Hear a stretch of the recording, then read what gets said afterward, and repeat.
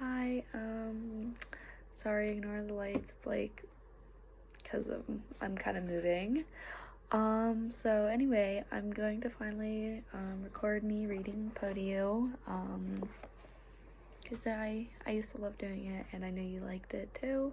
So yeah, so first I'm going to start with, the Masque of the Red Death. You can't see that. So yeah. So, the Masque of the Red Death. The Red Death had long devastated the country. No pestilence had ever been so fatal or so hideous. Blood was its avatar and its seal, the redness of horror of blood. There were sharp pains and sudden dizziness, and then profuse bleeding at the pores with dissolution. The scarlet stains upon the body, and especially upon the face of the victim, were the pest ban which shut him out from the aid and from the sympathy of his fellow men, and the whole seizure, progress, and termination of the disease were the incidents of half an hour. But the Prince Prospero was happy and dauntless and sagacious. When his dominions were half depopulated, he summoned to his presence 1,000 hale and light-hearted friends from among the knights and dames of his court, and with these retired to the deep seclusion of one of his castellated abbeys. This was an extensive and magnificent structure, the creation of the prince's own eccentric yet august taste. A strong and lofty wall girdled it in. This wall had gates of iron. The courtiers, having entered, brought furnaces and massy hammers and welded the bolts. They resolved to leave means neither of ingress nor egress to the sudden impulses of despair or of frenzy from within. The abbey was amply provisioned. With such precautions, the courtiers might bid defiance to contagion. The external world could take care of itself. In the meantime, it was folly to grieve, or to think. The prince had provided all the appliances of pleasure. There were buffoons, there were improvisatory, there were ballet dancers, there were musicians, there was beauty, there was wine. All these and security were within. Without was the Red Death. It was towards the close of the 5th or 6th month of his seclusion, and while the pestilence raged most furiously abroad, that the Prince Prospero entertained his 1,000 friends at a masked ball of the most unusual magnificence. It was a voluptuous scene, that masquerade. But first let me tell of the rooms in which it was held. There were 7, an imperial suite. In many palaces, however, such suites form a long and straight vista, but while the folding doors slide back nearly to the walls on either hand, so that the view of the whole extent is scarcely impeded. Here the case was very different. As might have been expected from the Duke's love of the bazaar, the apartments were so irregularly disposed that the vision embraced but little more than one at a time. There was a sharp turn at every 20 or 30 yards, and at each turn a novel effect. To the right and left, in the middle of each wall, a tall and narrow Gothic window looked out upon a closed corridor which pursued the windings of the suite. These windows were of stained glass, whose color varied in accordance with the prevailing hue of the decorations of the chamber into which it opened.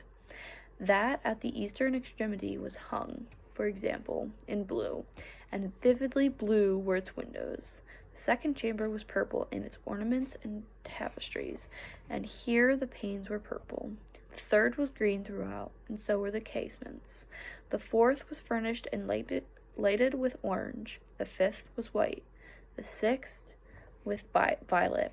The 7th apartment was closely shrouded in black velvet tapestries that hung all over the ceiling and down the walls, falling in heavy folds upon a carpet of the same material and hue. But in this chamber only, the color of the windows failed to correspond with the decoration. The panes were violet, a deep blood color. Now, in no one of the 7 apartments was there any lamp or candelabrum. I don't know if I said that right. Amid the profusion of golden ornaments that lay scattered to and fro or depended from the roof, there was no light of any kind emanating from lamp of candle within candle within the suite of chambers.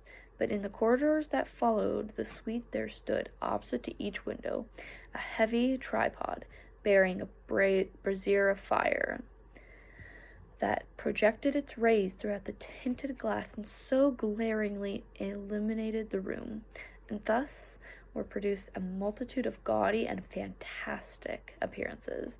But in the western or black chamber, the effect of the firelight that streamed the dark hangings through the blood-tinted panes was ghastly in the extreme, and produced so wild a look upon the countenances of those who entered, that there were few of the company bold enough to set foot within its precincts at all. It was in this apartment also that there stood against the western wall a gigantic clock of ebony. Its pendulum swung to and fro with a dull, heavy, monotonous clang, and when the minute hand made the circuit of the face and the hours was to be stricken, there came from the brazen lungs of the clock a sound which was clear and loud and deep and exceedingly musical, but of so peculiar a note and emphasis that at each lapse of an hour the musicians of the orchestra were constrained to pause momentarily in their performance to hearken to the sound, and thus the waltzers perforce ceased their evolutions and their— I am so sorry, I'm like anyway, perforce ceased their evolutions, and there was a brief disconcert of the whole gay company, and while the chimes of the clock yet rang, it was observed that the giddiest grew pale, and the more aged and sedate passed their hands over their brows as if in confused reverie or meditation. But when the echoes had fully ceased, a light laughter at once pervaded the assembly. The musicians looked at each other and smiled as if at their own nervousness and folly, and made whispering vows, each to the other, that the next chiming of the clock should produce in them no similar emotion. Then, after a lapse of 60 seconds, which embraced 3,600 seconds of the time that flies, there came yet another chiming of the clock. Then there were the same disconcert and tremulousness and meditation as before. But in spite of these things, it was a gay and magnificent revel. The tastes of the Duke were peculiar. He had a fine eye for colors and effects. He disregarded the decora of mere fashion. His plans were bold and fiery. His conceptions glowed with barbaric lustre. I don't know how to say that either. There are some who would have thought him mad. His followers felt that he was not. It was necessary to hear and see and touch him to be sure that he was not. He had directed in great part the movable embellishments of the 7 chambers upon occasion of this great fete, and it was his own guiding taste which had given character to the masqueraders. Be sure they were grotesque. There were some glare and glitter and piquancy and phantasm. Much of what has been seen in Hermione. There were arabesque figures with insuited limbs and appointments. There were delirious fancies such as the madmen of fashions. There were much of the beautiful, much of the wanton, much of the bizarre, something of the terrible, and not little of that which might have excited disgust. To and fro in the 7 chambers there stalked, in fact, a multitude of dreams, and And these dreams, right, in and out and about, taking you from the rooms and causing the wild music of the orchestra to seem as the echo of their steps. And anon, there strikes the ebony clock, which stands in the hall of the velvet, and then, for a moment, all is still, and all is silent, save for the voice of the clock. The dreams are stiff frozen as they stand, but the echoes of the chime die away. They have endured but an instant, and a light, half-subdued laughter floats after them as they depart. And now again the music swells, and the dreams live, and writhe to and fro more merrily than ever, taking you from the many-tinted windows through which stream the rays from the tripods.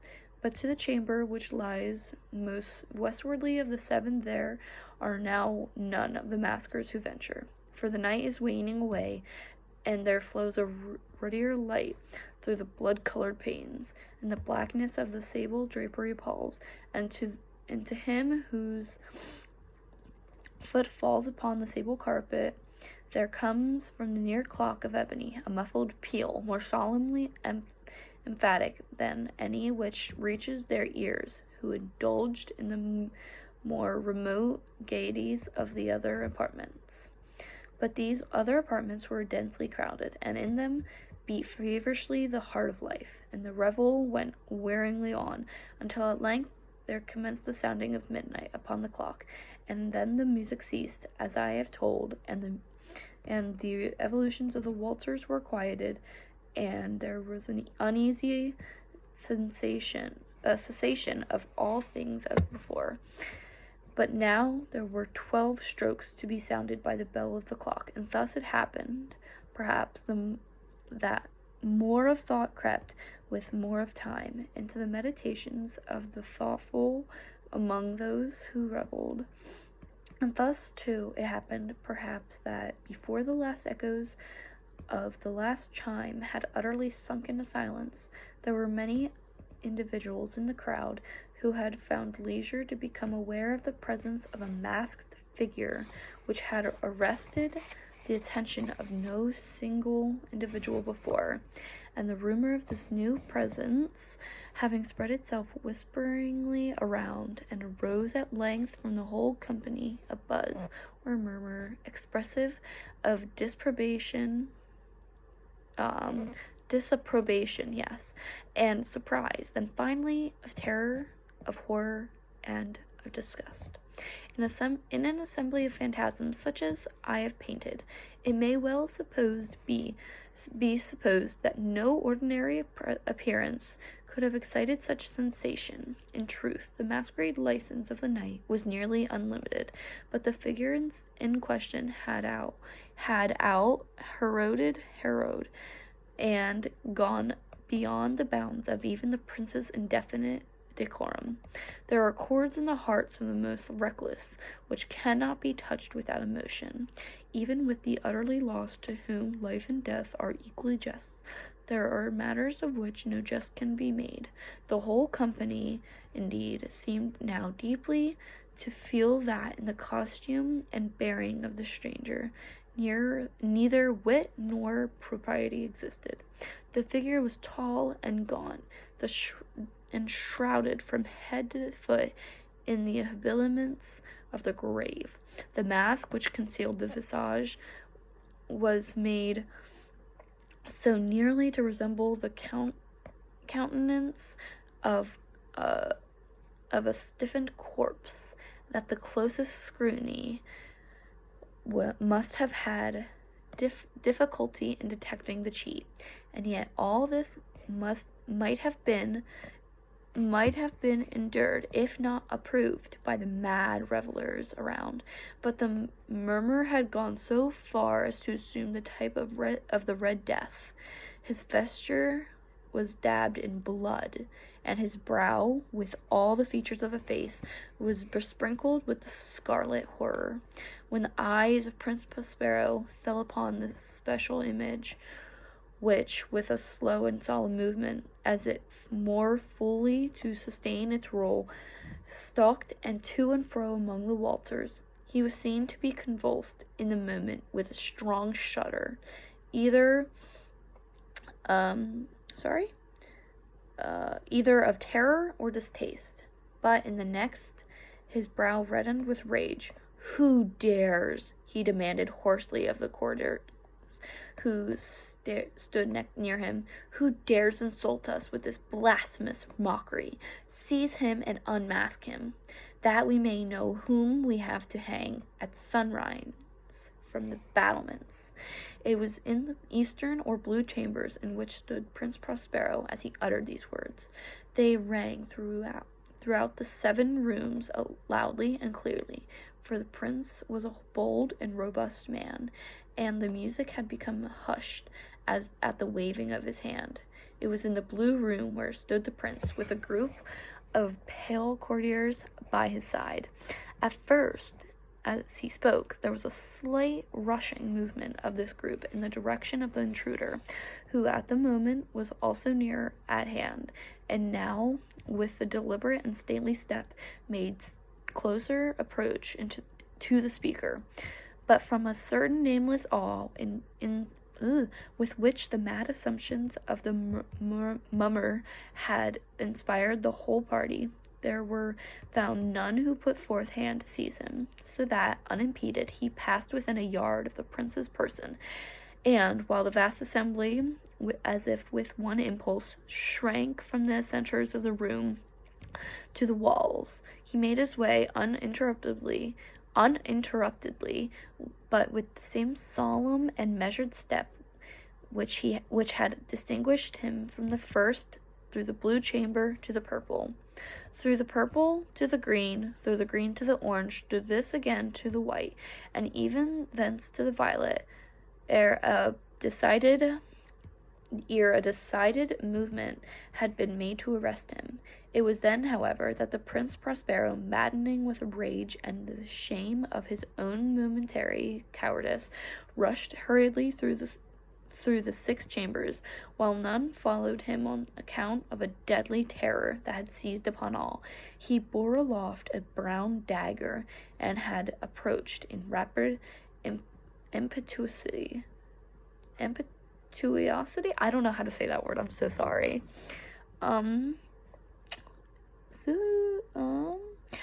To within 3 or 4 feet of the retreating figure, when the latter, having attained the extremity of the velvet apartment, turned suddenly and confronted his pursuer.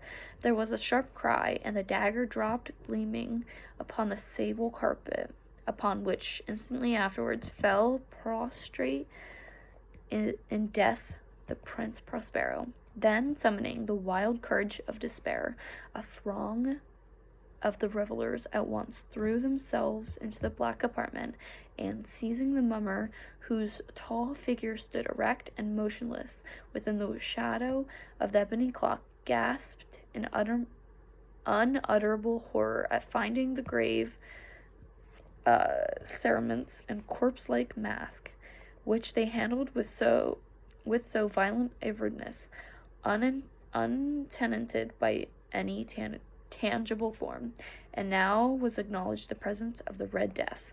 He had come like a thief in the night, and now, one by one, dropped the revelers in the bedewed halls of the revel, and died each in their despairing posture of his fall, and the life of the ebony clock went out with that of the last of the gay, and the flames of the tripods expired, and darkness and decay and the Red Death held illimitable dominion over all.